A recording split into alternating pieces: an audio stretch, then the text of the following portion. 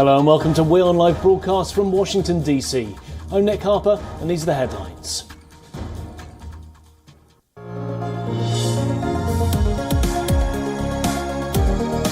Kiev claims that the water and power supplies have been fully restored in the Ukrainian capital, a day after Russian missile strikes, as grain exports from Ukraine continue despite Moscow having pulled out of the deal.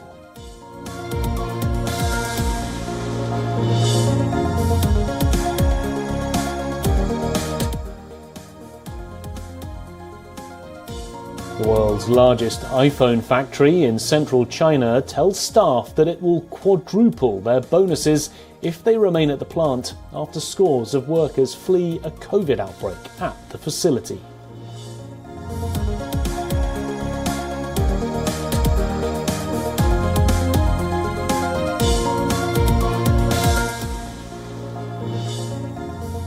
Asian and European stock markets rise further as traders look ahead to the Federal Reserve's policy decision, hoping it will announce a more lenient approach towards fighting inflation.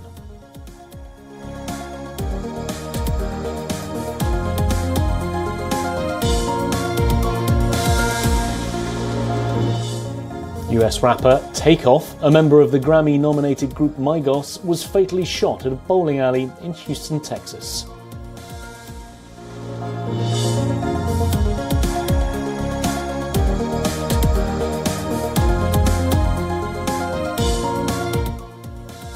And Prime Minister Narendra Modi visits the disaster site in Gujarat as divers search for more bodies after the collapse of a newly renovated pedestrian bridge that killed at least 134 people.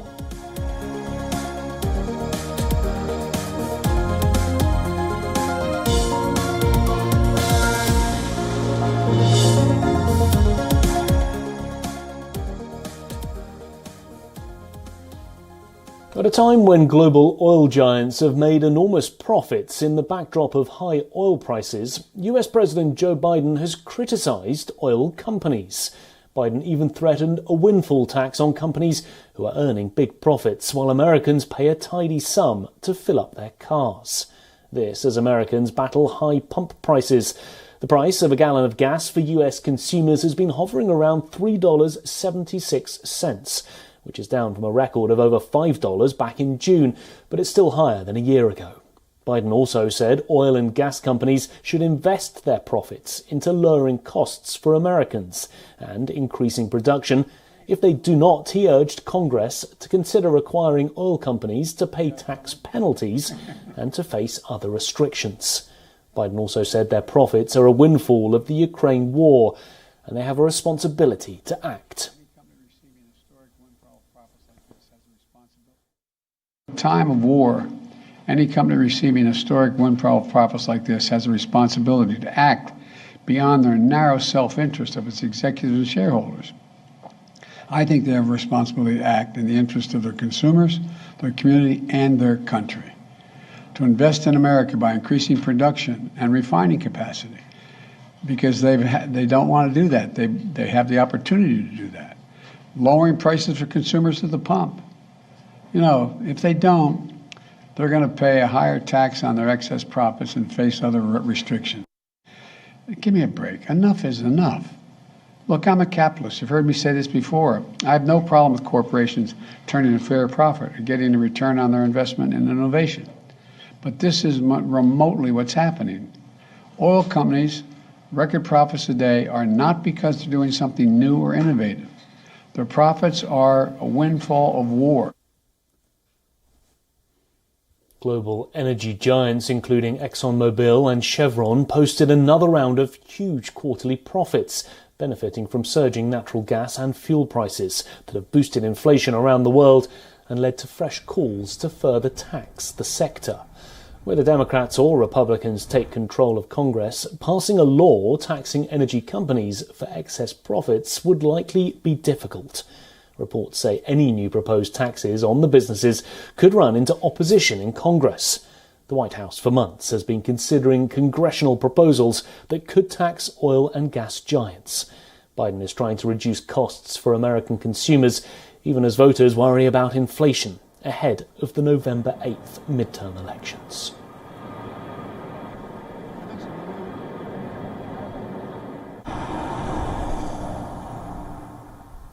Well, for more on this, we're joined by Matthew L. Ward. He's an energy expert and former policy analyst and communications advisor at the Nuclear Energy Institute from Washington, D.C. Well, look, thanks very much for joining us on the show today. I wanted to start off by asking you your assessment of what we've seen in terms of profits from the gas companies and your response to what President Biden is proposing. Well, President Biden is 8 days before our midterm elections. He's not up for re-election this year, but the Congress is. And the Republicans are running around shouting that gas prices are too high and it's Biden's fault. This is a response to that. If we had an excess profits tax, it would have to be approved by the Congress, and the Congress is not in session right now. So at the moment, it's just political posturing. But he is correct. What's happening is American natural gas prices are up, partly because we're shipping natural gas to Europe in the form of LNG to make up for lost Russian imports. And with Russian oil and gas exports constrained, the world market for oil has gotten a little bit tighter, and it's pushed up gasoline prices, which are the subject of intense political sensitivity here in the United States.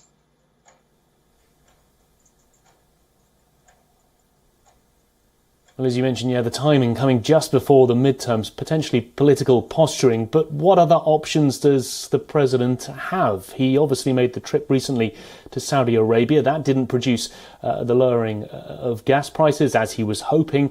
What other options could he potentially have up his sleeve? Presidents don't control the price of energy, although the party out of power routinely claims that they do. If the president somehow forced oil companies into more production or more refining capacity, that would not be quick either. That's not a short-term possibility. You have to have a very strong stomach right now to go out and drill for oil or improve your refining capacity. The future demand for oil for gasoline is unclear, especially if we shift over towards electric cars. There's also, you've heard of war risk, there's a peace risk. If a year from now the war in Ukraine is not going on, maybe Putin won't be in power, who knows. If all that Russian production comes back on the market, the price of oil will sink. So there are no short-term solutions, and there are good reasons why the oil companies will continue to invest in new production, new refining, but they'll be measured in the way that they do it. And the answer is no, Biden doesn't have a lot of options other than posturing, which is what he's doing now.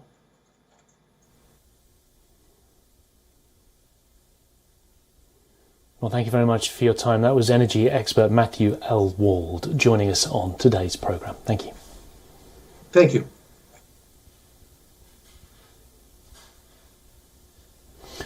Well, next up today, with Election Day a week away, Democrats and Republicans across the US are fighting for control of the House of Representatives, the Senate, governors' mansions and state legislatures. So, will there be a red wave, or is there any hope for the Democrats to save themselves? WION's Susan Tarani reports from New York. People have already started voting, so we're very much in the election at this point. Generally, in midterm elections, the president's party doesn't do well. And one of the biggest things that, or two of the big things that we can see play out are the president's approval numbers and the way that the economy is doing.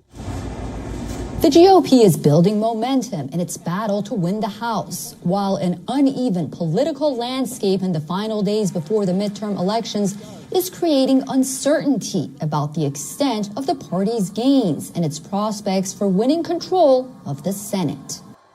The key states are really determined by which Senate races are up in the air and who's going to control the U.S. Senate. And on those Senate races, you have really 5, arguably 6 toss-up Senate races where the polling is showing both candidates sort of within the margin of error of one another. And those races are going to be Arizona, Nevada, Georgia, Wisconsin, and Pennsylvania, and arguably North Carolina. But could it be that one of the main challenges facing Democrats this election season is lack of voter enthusiasm? there's a lot of talk about swing voters, and the presumption is that voters are going to swing from voting Democrat to voting Republican. The real issue is, are people going to swing from voting to not voting? And so that gets to what your implications are for how you go about prioritizing your efforts, what issues you promote, where you move your resources, and where you move your money. So Democrats still spend far too much money on persuasion of voters rather than mobilization of voters. With an economy that 68% of voters describe as a recession and polls showing abortion receding from top of voters' minds, the most important races in the Senate remain nail-biters in the polls. Susan Tehrani reporting from New York for WION World is One. In Chicago, at least 14 people have been injured in a drive-by shooting. The victims include 2 children and a teenager. According to Chicago's police superintendent, the injured were in various conditions, with several in critical and others with non-life-threatening injuries. According to reports, one more person was injured after being struck by a vehicle at the site of the shooting. There are not yet any reported fatalities. Officials say there were several large groups at a corner, which is popular in the local neighbourhood as a popular gathering spot. Citing preliminary information, an official said one vehicle was involved in the shooting, but there are the possibility of 2 shooters. According to reports, the police did not identify the offenders or have any details yet on the motive.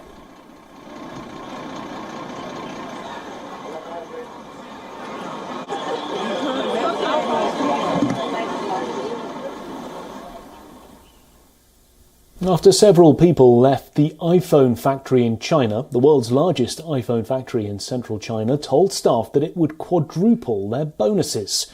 Taiwanese tech giant Foxconn's plant in Zhengzhou had been under lockdown since mid-October. The company says it's testing employees daily and keeping them in a closed loop, but raising complaints from workers circulating on Chinese social media have alleged poor working conditions and inadequate virus protection for employees who are not yet infected.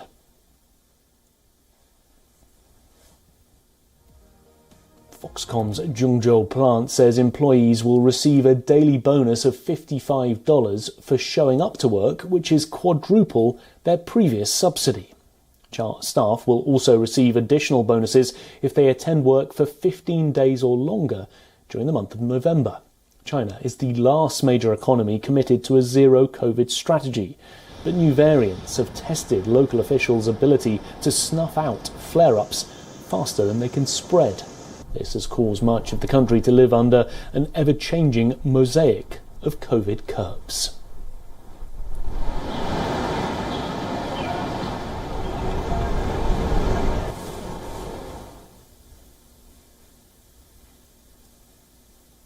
Hong Kong's long-awaited summit has been surrounded by drama even before it started. Reports say at least 4 top executives have now pulled out, reportedly after being infected with COVID-19. But not just the CEOs, even Hong Kong's financial secretary tested positive for the virus while on an overseas trip.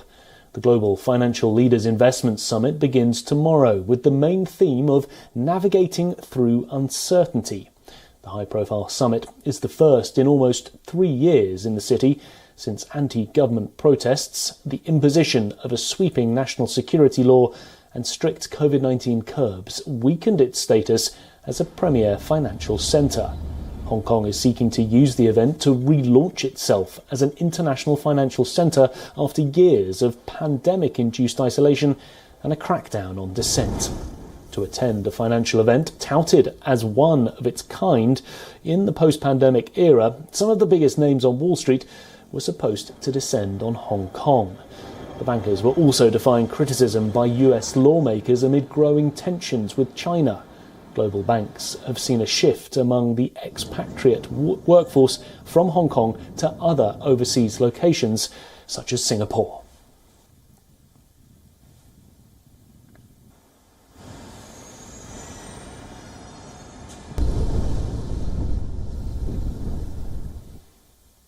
Well, let's focus now to Brazil, where Luiz Inácio Lula da Silva won the presidential election, defeating incumbent Jair Bolsonaro. However, not everyone is delighted by Lula's victory. A day after poll results were announced, truckers and other protesters have hit streets, blocking highways by setting some objects on fire to oppose Bolsonaro's election defeat.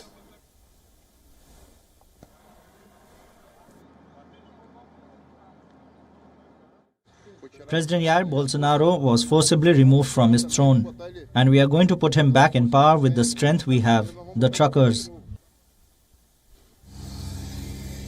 The protesters parked dozens of vehicles to show their dissatisfaction over the result in Latin America's largest democracy, in which left-leaning ex-union leader Lula won a runoff event on Sunday. It was by a narrow margin of almost 2%.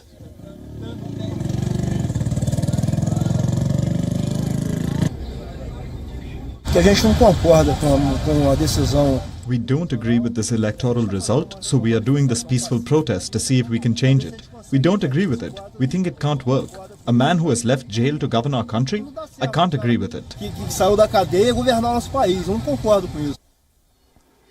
Security forces in Brasilia deployed barriers to block protesters' access to Congress and 3 power squares, where the presidential palace is located. The stir and the subsequent countermeasures have troubled residents living there.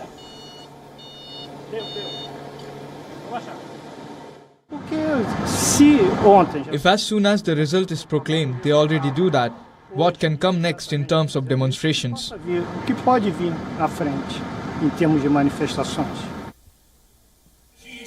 Brazil saw a wave of emotions on Monday. While Lula supporters were breaking out the flares and crying with joy, backers of Bolsonaro dropped to their knees in Brazil's capital, praying for an election miracle.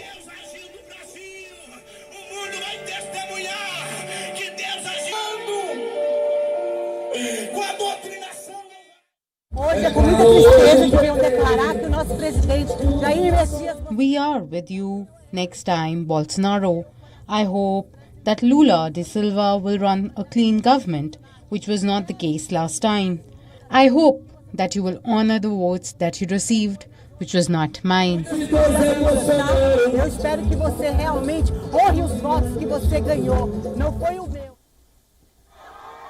Brazil is on edge, with pro-Bolsonaro truckers setting up roadblocks. Amidst the chaos, Jair Bolsonaro remains silent. A Brazil minister said that he will publicly not address his defeat in Brazil's presidential election until sometime on Tuesday. He is yet to accept the victory of his leftist rival, Lula da Silva, as the vote difference is too thin for Lula.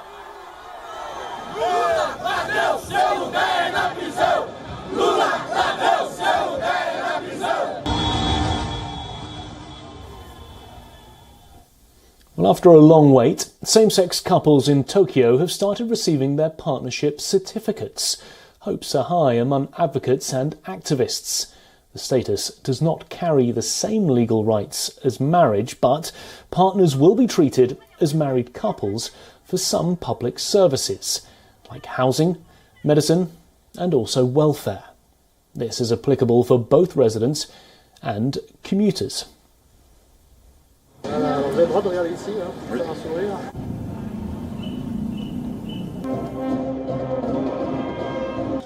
っぱり同性同士の付き合いなので結婚みたいな届け出ができないんですね。私たちもお互いの家族や両親には理解されている関係で、それなのに何も私たちの関係を示せるものがなかったので、今回パートナーシップを届け出ようと思いました。Japan's Shibuya district took the pioneering step back in 2015, and since then over 200 smaller local authorities have already made the move. These changes are expected to have a bigger impact. The LGBTQ+ community is hopeful that the discrimination will be reduced.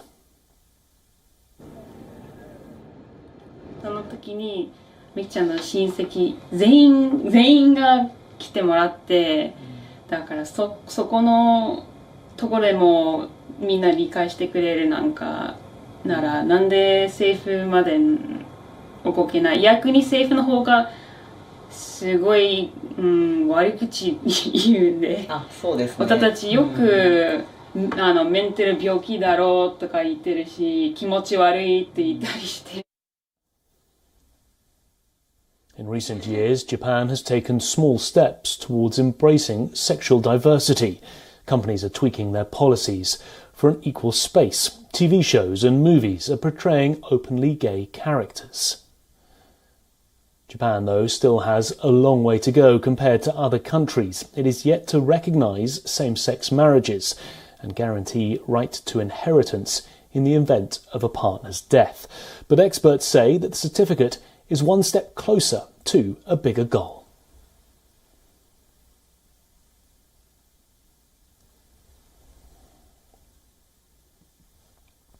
Well, sport now and tennis, and the season-ending WTA Tour finals got underway in Fort Worth, Texas last night, with Greek star Maria Sakari registering a first win over top 5 player this season. She beat home favourite Jessica Pagula in straight sets as she aims to build on her semi-final appearance of last year. World number 3 Pagula had thrashed world number 5 Sakari just over a week ago in the Guadalajara final.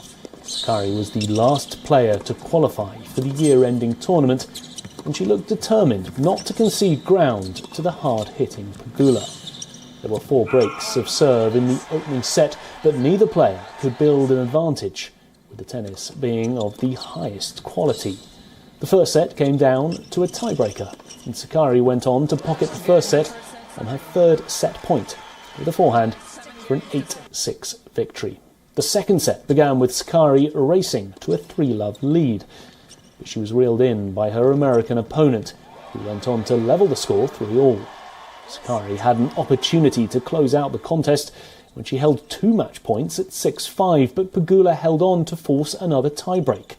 However, Pagula was unable to send the match to a deciding set as her Greek opponent won 7-6, 7-6 in 2 hours and 14 minutes to get herself on the tally in Group Nancy Ritchie. WTA 1000 events, and oh boy, did she turn things around here. Maria Sakari just able finally to finish this match in the 2.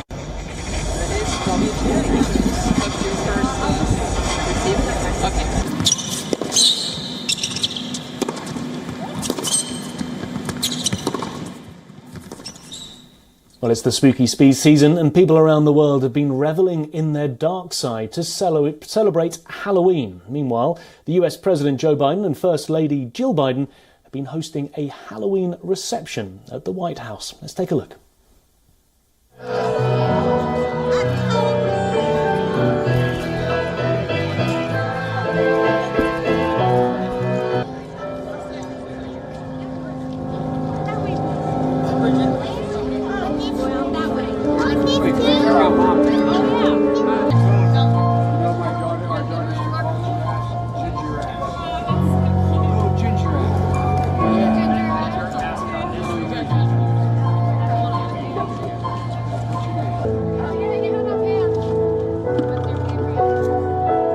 That's a great costume. Did you get one of these? I got one of these. Well, thank you.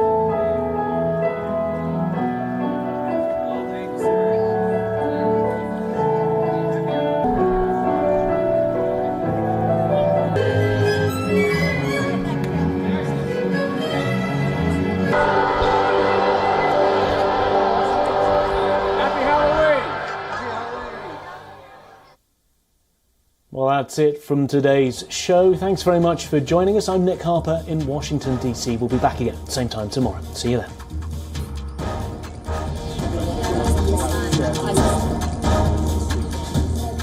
There are many other